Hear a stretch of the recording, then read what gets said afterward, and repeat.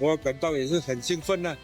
对，来到这里呢，我们可以省到很多钱，还有我们的时间。还有这一次呢，是坐这个铁路来到苏州环那，也很方便呐。那个铁路的火车也很舒服。因为我们坐火车嘛，因为看风景那些都特别美嘛，特别舒服。因为我是第一次坐火车的，还有咖啡、水、烧烤、泡面那些都有，特别方便。现在通过火车了，我们回去了，我都挺方便的。